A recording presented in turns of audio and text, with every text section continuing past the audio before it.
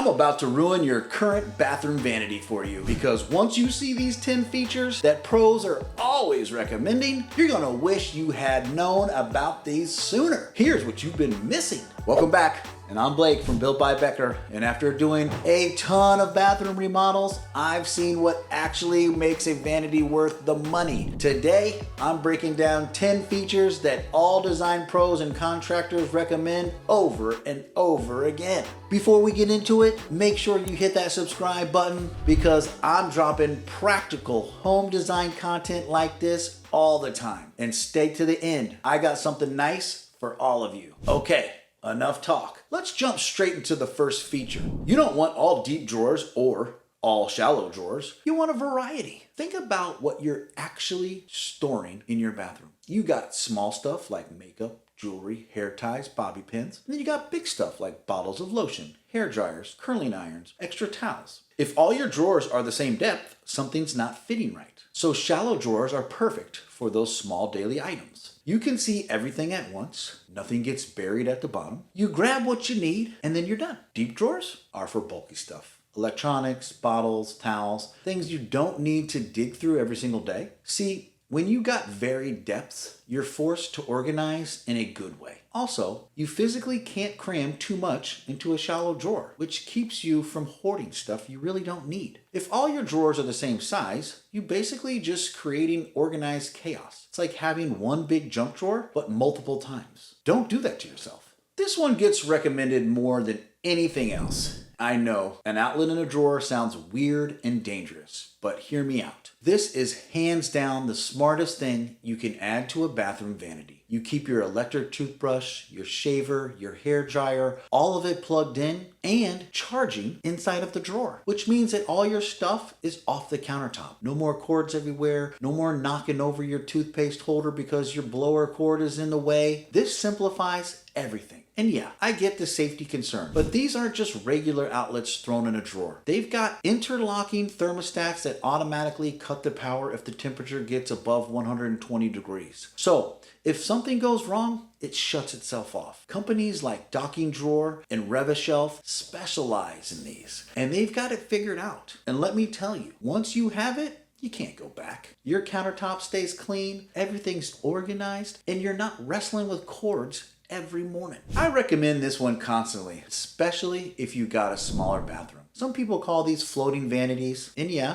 they look cool, but there's actually some real practical reasons to go this route. First of all, it makes your bathroom feel bigger. When you can see the floor continually under the vanity, the whole room looks more open. It's a visual trick, but it really works. Second is it's way easier to clean. You're not dealing with the base sitting on the floor, collecting dust or hair, and whatever else ends up down there, you can just sweep or mop right underneath it. If you ever tried to clean around a traditional vanity, you know what I'm talking about. And of course, my favorite thing, you can add under vanity lighting for this cool ambient glow. It looks good and actually helpful for the middle of the night bathroom trips when you don't want to blast yourself with the overhead lights. This style works in any size bathroom, but is especially great for small spaces. And if your vanity is on the stocky side, you know, kind of heavy and bulky, mounting it on the wall gives it a lighter, more modern feel. The one thing though, installation does need to be done right. You'll need proper wall anchors and support because the thing is holding a lot of weight. Don't do this one yourself unless you really know what you're doing.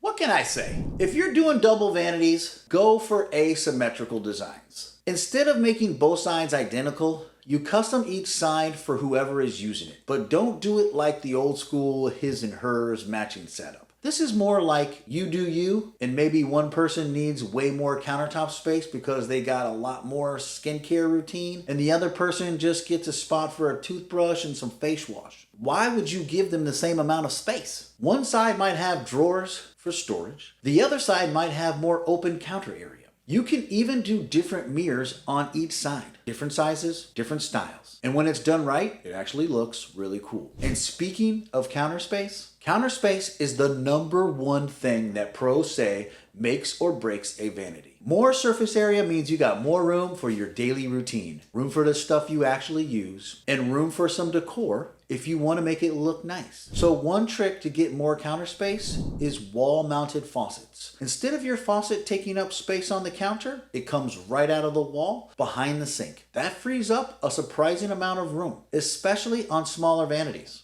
Another one, if you're doing a single sink vanity, consider putting the sink off center instead of centered. I know, everyone wants a centered sink because it looks better, but let me tell you, what actually looks better? Having space for your stuff. When you center a sink on a 36 or a 42 vanity, you end up with two small counters on each side. But if you shift the sink to one side, you get more largeable counter space. And it allows for better cabinet and drawer configuration because you're not fighting with plumbing in the middle of everything. One side, you can have a full cabinet with a real drawer below it, and the other side, you can have a whole stack of drawers because there's no plumbing. It's way more functional, and that to me is way more valuable. I don't usually invite people into the bathroom, but this toilet does something I need you to see. Did you see that? I didn't even touch it. The Deer Valley just sensed me walking up and said, Blake, I got you. That's the auto lid technology. Heated seats. You know the shock you get at 3 in the morning when you sit down and it feels like you've been flash frozen? That's over. This is what every bathroom should have had since the beginning. Did I push a button? No. Did I touch anything? Also no. Auto flush, baby. The future is hygienic and it's hands-free. This bad boy has built-in bidet, adjustable spray modes. It's got warm air dryer so you're not wasting paper anymore. It's even got a night light for those midnight bathroom adventures where you're too tired to deal with overhead light. What I like most about it is it's compact. It's got a slim design that's perfect for smaller bathrooms. You're not sacrificing space. Instead, you're maximizing it. Besides the easy installation done by professional plumbers, as well as the quick installation of an electrical outlet done by my local electrician, the installation on this toilet was a breeze. Deer Valley is the #1 smart toilet brand at Lowe's, Home Depot, and Wayfair. There's a reason for that. This DV-1S0289-V3, it's got every feature your current toilet is missing. Upgrade your throne now and click that link in the description. That is built by Becker approved. Oh, how I truly love this one. Once you've had soft close drawers and doors, you can't go back. This is one of those features where you don't know what you're missing until you've experienced it. Soft close means exactly what it sounds like. When you close a drawer or a cabinet door, instead of slamming shut, it slows down at the end and closes very gently. No noise, no bang, just a smooth, quiet close. Why does this matter? First off, it saves your sanity. No more jumping every time someone closes a drawer too hard. No more cabinet doors banging at 6 a.m. when you're trying to sleep. It's just quieter, which makes for a more peaceful bathroom. But it's not just about the noise. This stuff actually protects the vanity from damage over time. When you're constantly slamming drawers and doors, it loosens the hinges, it damages the cabinet box, it wears down on everything. Soft close hardware takes the impact away. This is especially important if you got kids who just think closing a drawer means throwing it shut as hard as they can. With soft close, they can do that all day long, and it's not going to hurt anything. This feature screams quality all around. It feels expensive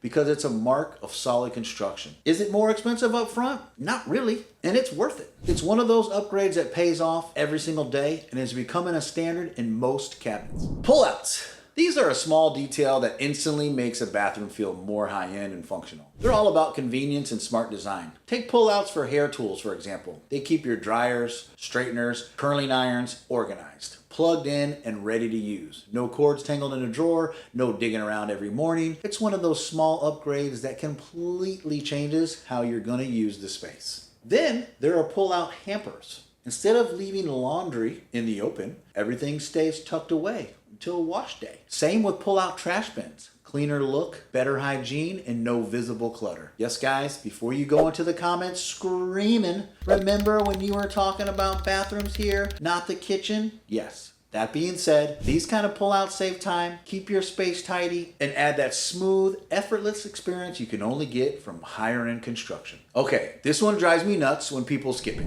Real, full-size drawers below your sink. Not those fake drawer fronts. that don't open. Not those tiny little U-shaped drawers that go around the plumbing. That's wasted space and dumb. Better solution? Skip the drawer directly under the sink. Put a cabinet there for plumbing. Then put a full-size drawer below that cabinet. Now you've got storage that you can actually use for towels, toilet paper, cleaning supplies, whatever you need. This works especially well with single setups. Some people go with open shelving instead, which works great and looks beautiful. Easy access to the stuff you use all the time. Get yourself some real storage and thank me later. Oh, people have strong opinions on this one. You've got folks who swear by quartz, and I get it. Quartz is durable, it's consistent, and it's easy to maintain, but there's something about real stone. I don't know, it's just different. I'm talking marble, quartzite, granite, the real deal. It feels warmer, it looks more natural, and every single piece is unique. You're not getting the same pattern as your neighbor or the same look as everyone else who picked the same quartz slab. The only thing I'm worried about is the marble stain. If you don't take care of it, it can. Certain marbles are actually pretty resilient. Stones like Olympian Danby aren't super porous, and when they're sealed properly, like triple sealed for countertops, they hold up really well. Don't go too far and start imagining mirrors that talk to you and all that. We're keeping it practical here with stuff that actually makes your routine better. For example, a motion sensor faucet. That's a big one. You wave your hand and the water comes on. You move your hand away and it turns off. No touching the faucet with dirty or soapy hands. It's cleaner and it's more convenient. LED lighting with dimmer controls is a huge. Bright white light in the morning when you need to see. Softer, warmer light at night when you don't want to be blinded. Some of these systems even have color temperature controls so that you can adjust the tone of the light. Even some mirrors now come with built-in defoggers and lighting controls. Touch a button and the fog clears. Adjust your lighting without leaving the mirror. It's all integrated. And these days, I feel like this has become a standard feature, something we should all update in our homes. Honestly, smart tech is making its way right into the bathroom. And that wraps up our list of 10 bathroom vanity features you need. Think we should add some more? Let me know in the comments. And don't forget to check the description in my link for my home maintenance checklist. It's free. Subscribe, like, and all that good stuff. I'm Blake, and this has been Built by Becker. I'll see you on the next one.